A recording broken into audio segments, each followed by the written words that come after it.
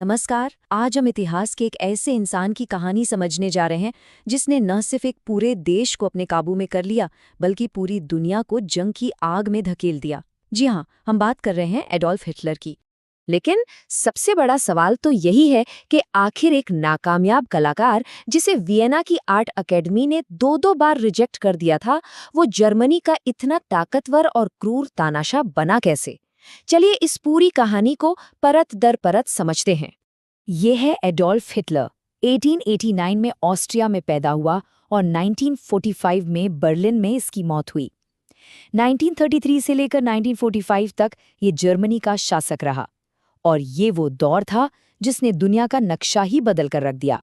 तो ये समझने के लिए कि वो इतना बड़ा तानाशाह कैसे बना, सबसे पहले ये जानना जरूरी है कि सत्ता में आने से पहले हिटलर की जिंदगी थी कैसी। चलिए उसके शुरुआती दिनों पर एक नज़र डालते हैं। तो हिटलर का जन्म ऑस्ट्रिया में हुआ जब वो सिर्फ 12 साल का था। उसके पिता की मौत हो गई, जिससे उसका परिवार आर्थिक तंगे में आ गया। उसे पेंटिंग का बहुत शौक था, लेकिन वियना की आर्ट अकेडमी ने उसे एडमिशन देने से 2 बार मना कर दिया। अपना पेट पालने के लिए उसने पोस्ट कार्ड पेंट किए, मजदूरी तक की। लेकिन उसकी जिंदगी में सबसे बड़ा मोड़ तब आया जब उसने फर्स्ट वर्ल्ड वॉर में जर्मन सेना ज्वाइन कर ली। वहां उसे बहादुरी के लिए आयरन क्रॉस मेडल भी मिला।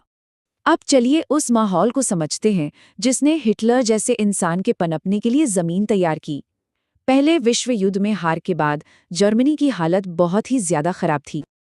देखिए, जंग के बाद जो देश जीते थे उन्होंने जर्मनी पर वर्साई की संधि थोप दी। इसका सीधा सीधा मकसद था जर्मनी की कमर तोड़ देना। इस संधि ने न सिर्फ जर्मनी की अर्थव्यवस्था को तबाह किया बल्कि ये पूरे देश के लिए एक बहुत बड़ा अपमान था। इस संकट की गहराई का अंदाजा इन आंकड़ों से लगेगा। 1914 में, यानी जंग से पहले, एक अमेरिकी डॉलर की कीमत करीब 4.2 जर्मन मार्क्स थी। मतलब इकोनॉमी ठीक ठाक थी। लेकिन नवंबर 1923 आते आते हालात इतने बिगड़ गए कि $1 की कीमत 25 खरब मार्क्स हो गई। सोचिए, खरब। इसका मतलब ये था कि जर्मनी का पैसा रड्डी के बराबर हो गया था। लोगों की जिंदगी भर की कमाई रातों रात जीरो हो गई। और जब इकोनॉमी ऐसे तबाह होती है तो उसका सीधा असर पड़ता है रोजगार पर।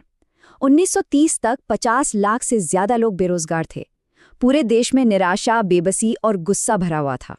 और बस इसी नाउम्मीदी के माहौल में हिटलर और उसकी नाजी पार्टी ने खुद को जर्मनी के मसीहा के तौर पर पेश किया।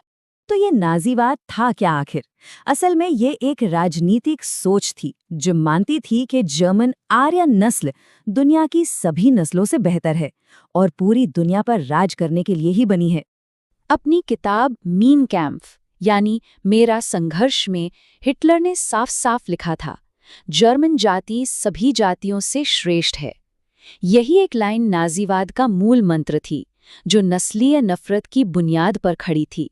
हिटलर ने परेशान जनता को बड़े बड़े सपने दिखाए। उसने वादा किया कि वो वर्साई की संधि को फाड़कर फेंक देगा, जर्मनी का खोया हुआ सम्मान वापस लाएगा और सभी जर्मनों को एक महान साम्राज्य में इकट्ठा करेगा। साथ ही उसने देश की हर समस्या का ठीकरा यहूदियों पर फोड़ दिया और लोगों को नौकरी और अच्छी जिंदगी का भरोसा दिलाया। ये वो वादे थे जो उस वक्त हताश लोग सुनना चाहते थे। और अगर हम उसके निजी जीवन की बात करें तो ये उसके माता पिता क्लारा और अलोइस हैं। हिटलर जब जवान था तभी दोनों की मौत हो गई थी, जिसकी वजह से उसे काफी मुश्किलों का सामना भी करना पड़ा था। अपने जोशीले और दमदार भाषणों और दिन रात चलने वाले प्रोपेगेंडा के दम पर हिटलर ने लोगों के दिमाग में ये बात बैठा दी कि वही जर्मनी का अकेला रक्षक है। उसकी भाषण देने की कला लोगों पर जादू की तरह काम करती थी। तो चलिए अब देखते हैं कि कैसे हिटलर ने लोकतंत्र की धज्जियां उड़ाकर जर्मनी पर अपना पूरा कब्जा जमा लिया। ये सब कितनी तेजी से हुआ, जरा इस टाइमलाइन पर गौर कीजिए। जनवरी 1933 में वो जर्मनी का चांसलर बना। सिर्फ 1 महीने बाद फरवरी में उसने संसद ही भंग कर दी। जुलाई 1933 तक उसने बाकी सारी पॉलिटिकल पार्टियों पर बैन लगा दिया और जर्मनी में सिर्फ एक पार्टी का राज हो गया। और फिर अगस्त 1934 में राष्ट्रपति और चांसलर दोनों पदों को मिलाकर वो जर्मनी का फ्यूहर यानी सबसे बड़ा नेता बन बैठा। हिटलर की सत्ता में आने का अंजाम क्या हुआ? वो सिर्फ जर्मनी के लिए ही नहीं बल्कि पूरी दुनिया के लिए भयानक और विनाशकारी साबित हुआ।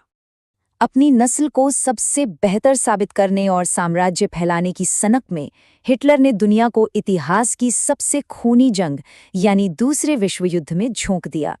इस जंग की कीमत बहुत बड़ी थी। दुनिया भर में 5 करोड़ से ज्यादा लोगों की जानें गई। ये सब उस हमले का नतीजा था जिसकी शुरुआत नाजी जर्मनी ने की थी।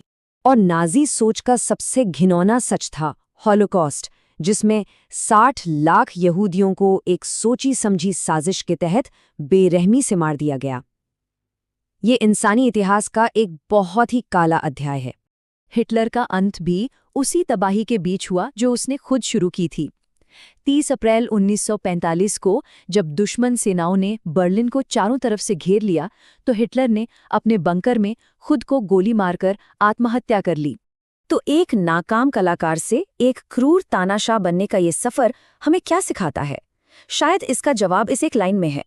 आज नाजीवाद और हिटलर सिर्फ शब्द नहीं है, ये इंसानी क्रूरता की पहचान बन गए हैं। ये हमें याद दिलाते हैं कि नफरत और सत्ता का अंधा लालच दुनिया को किस हद तक तबाह कर सकता है।